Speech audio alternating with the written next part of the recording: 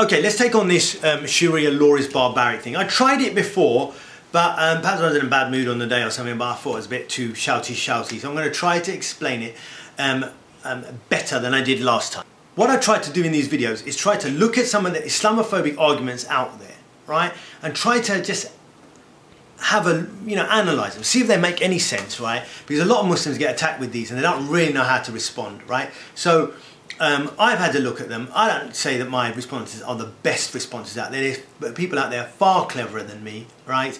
And I hope that there's videos out there, being made about this type of thing, how to rebut this. And if you are one of those people who are cleverer than me, right? Please do make one of these videos. Write a blog. Let's see how we can challenge this, right? But here's my attempt. One of the things that some brothers and sisters out there have asked me to do is to answer the argument that Sharia is barbaric. Now, the way that you got to tackle this, guys, right? And everyone tackle it their own way. You got a better way of doing it, then great, right? Well, this is the way I think about it. The guy who's telling me that Sharia is barbaric, yeah, doesn't really care if it's barbaric or not, right?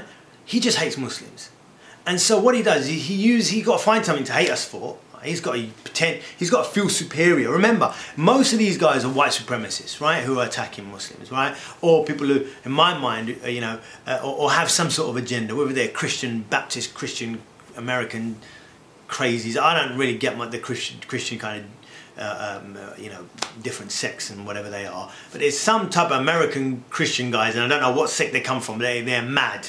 I mean, I thought Jewish Zionists were nuts, but these guys give them a good run for their money, right? And they really hate Muslims, right? So it doesn't matter where, what their angle is or why they're attacking you. The fact of the matter is, no one says that type of weird stuff, right? And starts talking about law. The law of a land. I don't particularly like the Chinese law.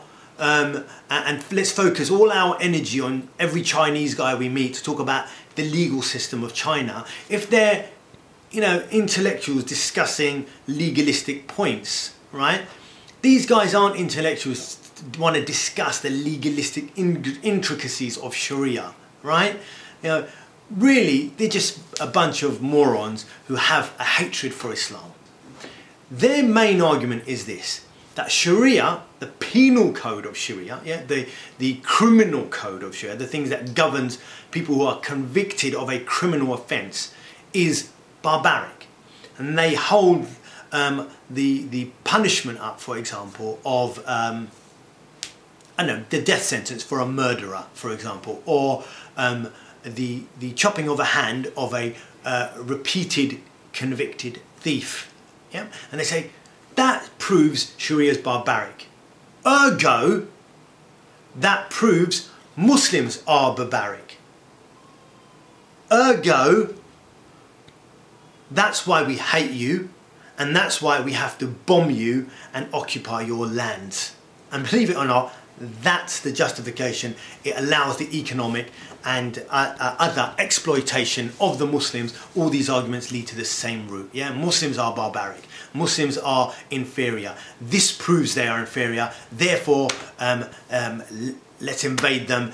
Let's hate them. Let's prove ourselves superior to them, depending on who they are. So if they're a Christian, American nutcase, then that proves their religion is false because they're barbaric, yeah? Or if they're Jewish Zionists, that proves that we can't negotiate with Palestinians. They're all Muslim terrorists, right? That chop people's hands off. You want us to give them land and not ethnically cleanse them? Are you crazy? Yeah? Or they're just powerful Western elites. If they don't fall into those previous two categories, who just want to economically exploit Muslim countries, or they're just some white supremacist thug who needs something to hate on because that his culture, his cultural heritage is based upon bigotry and hating of other communities. So whatever their reason is, that's why they're doing it, yeah? And they're not doing it for an intellectual, in-depth discussion. What's confusing is this, and let's just break this down. They are offended, yeah, that people who have a trial in Sharia, you get a trial, right? You have a trial in front of a judge, yeah? You are convicted of the crime, murder, or repetitive theft, yeah, and then you get a harsh punishment at the end of it. Yeah? So they're upset at the harsh punishment. The crime does not, the sentence does not fit the crime. It's too harsh. That's the proof of barbarity. Yeah, the sentence does not fit the crime. Crime is not that bad. Sentence is overly harsh. Yeah, but let's push back at the very people who are saying this. Let's take, for example, Western elites' constant droning of Muslims. Their crime, allegedly, they're terrorists. But all the statistics are showing that the vast majority, vast majority, over 90% of the people who are murdered are not terrorists at all. Even the people they claim are terrorists, we actually have no knowledge of, because they never got a trial. They were not picked up. It's not they're picked up and they're taken in front of a judge and they have an open and fair trial. They never get a trial. Yeah? In fact, there's something called a signature strike, and a lot of Muslims don't know this, right? I mean, non-Muslims definitely don't know it then, right? Or a lot of non-Muslims, right? Most non-Muslims are informed by crap media, right? Is that anyone, and America considers these people as militants, terrorists, yeah? Anyone of a certain age in an area that they designate as hot, right? I know, let's just give an example, London, right? Anyone of a military age in that area is considered a militant or a terrorist. And so when they kill them and they put their statistics out and they say, we killed 20 people today, right? 20 militants, 20 terrorists. What they're actually saying is that person was of a military age. He was a 20-year-old kid. And so therefore he's in that area. What's he doing in that area, London? He's a terrorist. We killed him. So even the people they killed, we don't know nothing about really. They could have been completely innocent. Forget about the women and children that they murder when they fire a drone, a rocket into someone's house. I mean, how mad is that? Yeah, or into a village, or not just that. What they do is they kill these people and then they wait around with their drones until people come pick their bodies up, and then they drone them again. So the people who are mourning the dead, right, are killed because they must support these guys because they're picking their dead bodies up, so therefore they're militants as well. So I'm going back to off the point, right? But I just want to show you. Crime unknown, alleged, no trial, yeah? Alleged militant. Punishment, death of them and their families. And not hand chopping, yeah? But their babies' heads chopping. Their arms and legs littering trees. And this is, eyewitnesses have seen this, journalists have seen this. Read Jeremy Scahill's Dirty Wars. Or the brilliant book, yeah? Called Cruel Britannia, yeah? Amazing book. So let's have a look at our thing. A thief, yeah, or a murderer is judged, evidence is put forward, he gets a trial and he is convicted of the crime, and they say you're barbaric because the punishment was too harsh. And let's look at your own actions of your people, because you want to separate it between us and them, your culture, yeah? I don't like doing it, but we've got to play this game because you want to play it, so let's do it, yeah? Your culture, your elites, your judges and juries, your law that you give to Muslims, yeah? You don't, I've never seen a drone kill people in London or New York or anywhere in Europe. So the people you're killing is Muslims. So the law that you give to the Muslims gives them no trial. They're convicted on no evidence. Yeah? And the punishment is always death. So how are you telling me about Sharia law being barbaric when every law that you've ever given to the Muslims is far more barbaric? The law that allows you to murder people in drone strikes, yeah, not people, Muslims, is the law you gave to the Muslims. And the Muslims say, well, we don't want that law because we always end up dead over nothing, and so do our 5-year-old babies, yeah? Yeah, our daughters, our mothers, yeah? We prefer Sharia law. And you go, oh, no, hold on, mate. This proves how barbaric you are. See how mad that sounds, right? So if we look back at Muslim history, right? the proof in the pudding is that Sharia law was so loved by Muslims is because really it was a challenge to power. The government would say, we want to put these laws in place again, you know, and I don't know, take your wealth or, you know, confiscate land or whatever, right? And do certain things. And Muslims would have recourse to God's law, yeah? And they would say, well, hold on, under God's law, you can't do that, right? And we won't allow you to do that because then you're going against God. God is on the side of the oppressed, on the downtrodden. And so Sharia was always a pillar against power.